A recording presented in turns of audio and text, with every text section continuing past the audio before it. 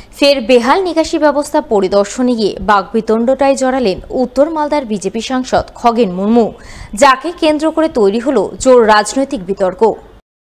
জানা গেছে, পুরাতন মালদা পৌরসভা 17 নম্বর ওয়ার্ডের বেহুলা কলোনি এবং বাচ্চা কলোনি এলাকায় দীর্ঘদিন ধরে বৃষ্টির জল জমার সমস্যা রয়েছে। এবছর ইতিমধ্যে গত কয়েকদিনের বৃষ্টিতে সেই সমস্যা বেশ প্রকট হয়ে উঠেছে। দুই এলাকার রাস্তাঘাট জলমগ্ন অবস্থায় রয়েছে, ফলে এলাকাবাসীর দুর্ভোগ ভোগান্তি উঠেছে চরমে। জল জমে যাচ্ছে, প্লাস রাস্তাগুলো প্রচন্ড কাদা হয়ে যাচ্ছে, হাঁটা অসুবিধা হচ্ছে আমাদের এখানে। কতদিন থেকে হচ্ছে এরকম? এটা অনেক থেকে হচ্ছে। তো এখানকার কাউন্সিলরকে বলেন না? বলেছি, মেম্বার বলছে যে এটা আমাদের এসে পড়ছে না। হ্যাঁ, মেম্বার বলছে আমাদের এসে পড়ছে না। পড়ছে না? গ্রাম পঞ্চায়েত পড়ে? গ্রাম পঞ্চায়েত পড়ছে, পুরো গ্রাম পঞ্চায়েত বলছে যে আমাদের এসে পড়ছে না। পৌরসভা বলছে আমাদের এসে পড়ছে না। ও কেউ নিজের গাড়ি নিচ্ছে না? না, জল জমে করাতে যেটা ড্রেন হয়, এই রাস্তাটা যেন পরিষ্কার হয়, আমাদের সুবিধা যেন হয়। ড্রেনে জল জমে যাচ্ছে 15 বছর থেকে। আচ্ছা, এত সমস্যা, বাচ্চা কাচ্চার অসুখ হয়েছে, জ্বর হয়ে যাচ্ছে, ভালো হচ্ছে না। কত সমস্যা, এত ভুগতে গেলে হবে? ছোট ছোট বাচ্চা অত দূর থেকে জল ভেঙে আসছে, থাকা যাচ্ছে না গন্ধতে। পাশে মশা, অসুখ বিসুখ ছাড়ছেই না, সবসময় অসুখ বিসুখ। জলটা নামছে কই? জলটা তো জমেই থাকছে। আমি চাইছি যে এটা যেন সমাধান হয়। অনেক চেষ্টা করলাম, অনেক কিছু করলাম, আপনারা এবার চেষ্টা করেন। কাউন্সিলররা তো বলছে কিন্তু চলে যাচ্ছে, কই হচ্ছে না তো, অনেক ব্যবস্থা নেওয়া হচ্ছে। বেহাল নিকাশি ব্যবস্থার জেরে সাধারণ মানুষের দুর্ভোগ ভোগান্তির কথা জানতে পেরে সোমবার 17 নম্বর ওয়ার্ডের বেহুলা কলোনি ও বাচ্চা কলোনি এলাকায় পরিদর্শনে যান উত্তর মালদার বিজেপি সাংসদ খগেন মুর্মু। তিনি দুই এলাকা ঘুরে ঘুরে সেখানকার সমস্যার কারণ ও সমাধানের বিষয়টি খতিয়ে দেখেন এবং সমস্যা সমাধান না হওয়ার জন্য তিনি পৌরসভার ঘাড়ে দোষ চাপান। আর ঠিক তখনই স্থানীয় 17 নম্বর ওয়ার্ডের তৃণমূল কাউন্সিলরের স্বামী তথা যুব তৃণমূল নেতা শ্রবণ গাঙ্গুলি এবং বিজেপি সাংসদ খগেন মুর্মুর মধ্যে তুমুল বাকবিতণ্ডা শুরু হয়। টাকা তো তোদেরকে দেই, আমরা ডাইরেক্ট করি না, আমরা ডাইরেক্ট কিছু করি না। শুনে না, আমরা টাকা দেন, শুনে না। ইয়েস ইয়েস, অল দি পৌরসভাস আমার ফান্ড আমরা দিচ্ছি। আপনি ঠিক আমরা দিচ্ছি রাজ্য সরকারকে। আমি জানিয়ে দেব এখনি যে কেন্দ্র সরকার আমার যে জানিস না তো বলছিস না, আপনি ডিএম কে ফোন লাগান না। আরে ডিএম আপনি জানেন তো কথা কাটছে, আপনি ডিএম কে ফোন লাগান। তুই ফোন কর, আমি কেন করব? তুই ডিএম কে এখনি আমি তো আরে ডিএম কে তুই ফোন কর, টাকাটা কথা কাট, জিজ্ঞেস কর। আপনি জিজ্ঞেস কর টাকাটা কথা, তুই জিজ্ঞেস কর, আমি তো জানি টাকা কারণ। আরে আমি জানি টাকা জনগণের, আরে জনগণের, সেটাই টাকা কেন্দ্র সরকারের না, রাজ্য সরকারের। ভোট শুনুন, জনগণের টাকা না। আমার ফান্ডের টাকা কি করে দিবেন? কেন দিবেন না? পৌরসভায় আমি দিব না, উইদাউট ইওর পারমিশন দিবেন না। আমি উইদাউট পৌরসভা উইদাউট মিউনিসিপ্যালিটি পারমিশন আমরা কোনো টাকা দিতে পারবো না। আমার অভিজ্ঞতা জানাতে হবে না।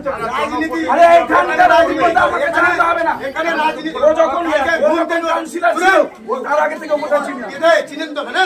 এখানে টোটাল ড্রেনটাকে ভুল করে দিয়ে গেছেন উনি, টোটাল ড্রেনটাকে। হ্যাঁ, এক সব এই লাইনে ভুল। হ্যাঁ, আমি বলছি আপনাকে, বাচ্চা তো বাচ্চা হয়ে তুই বড় বড় কথা কেন বলবো না? গোটা ঘটনায় দুই পক্ষে একে অপরের ঘাড়ে দোষ চাপান এবং সমালোচনার পাল্টা সমালোচনায় সরব হন। আজকে এই যে বছরের পর বছর এই লোকগুলো হচ্ছে জলের উপর দিয়ে হাঁটছেন, এক হাঁটু জল, এক কোমর জল কখনো কখনো যখন বৃষ্টি হয়। তো তাই আজকে ওখানে ওরা বলেছিলেন, আজকে দেখতে এসেছিলাম এই জলটাকে কিভাবে নিকাশি করা যায়, এটাকে বার করবার জন্য একটা রাস্তা করা দরকার। সেটার জন্য পরিকল্পনা এতদিন কেউই করেনি। আজকে আমরা গ্রামবাসী পরামর্শ অনুযায়ী আমরা এখানে এসেছি। এখান দিয়ে যদি একটা ড্রেন করে দেওয়া যায়, তাহলে এই যে সমস্যা সেটা স্থায়ীভাবে সমাধান করতে পারে। এখানকার মানুষ ভোট দিয়ে কাউন্সিলর করেছে, কাউন্সিলর হচ্ছে লোকসভার ভোট হয়েছে, এবার বলছে যে আপনারা ভোট দেননি। মানুষ কোথায় দিবেন ভোট, সেটা কি কাউন্সিলর ঠিক করে দেবেন?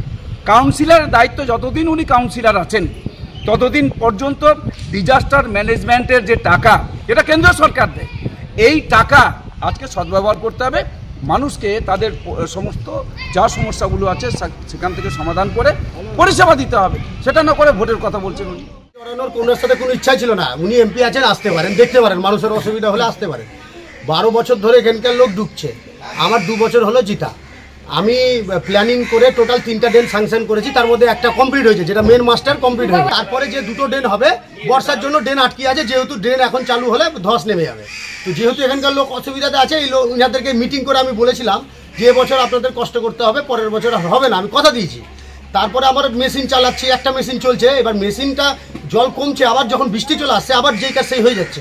বৃষ্টিটা এতটা পরিমাণ বেড়ে গেছে যে কারণে এদের দুর্ভোগটা একটু বেশি হয়ে গেছে। তো ওদের কষ্ট আছে, তার দরুন আমরা জলে বিষ দিচ্ছি, পোকামাকড় না হয়, মেশিন চালিয়েছি যাতে জল বের করা হয়, প্রত্যেকটা কাজ করছি। একটু সময় লাগবে, তো 2-3 দিন একটা প্রসেসিং আছে, 2-3 দিনের মধ্যে জলটা টোটাল নেমে যাবে। তো এর মধ্যে উনি এসে উত্তপ্ত পরিবেশ তৈরি করছেন। উনি বলছেন কেন্দ্র সরকার টাকা দিয়েছে, আমাকে একটা দেখাক না যে যতগুলো এই ওয়ার্ডে কাজ করেছে একটা কেন্দ্র সরকার টাকাতে করেছি, কেন্দ্রের স্যাংশনে টাকাতে করেছি, ওনাকে দেখাতে বলেন। যদিও বিজেপি সাংসদের এই আচরণকে নাটক বলে কটাক্ষ করেন পুরাতন মালদা পৌরসভার চেয়ারম্যান কার্তিক ঘোষ।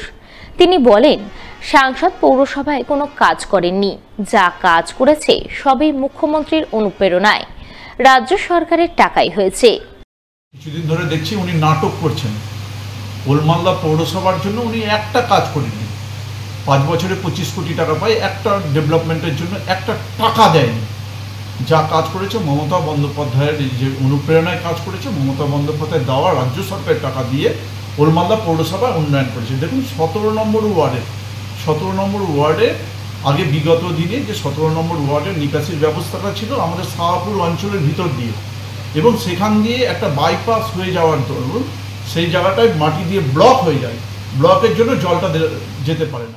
ফের রাস্তার দাবিতে রাস্তায় নেমে জোরদার আন্দোলন করলেন পুরাতন মালদার শাহপুর অঞ্চলের যোধ গোবিন্দ এলাকার বাসিন্দারা। তুমুল বিক্ষোভ দেখালেন পথ অবরোধ করে। এদিন শাহপুর অঞ্চলের যোধগোবিন্দ এলাকার বাসিন্দারা রায়পুর এলাকায় মালদা নালাগোলা রাজ্য সড়ক অবরোধ করেন। অবরোধে নেতৃত্ব দেন এলাকার মহিলারা। তারা রাস্তার উপর বাঁশের ব্যারিকেড বেঁধে রাস্তার দাবিতে বিক্ষোভ দেখাতে শুরু করেন।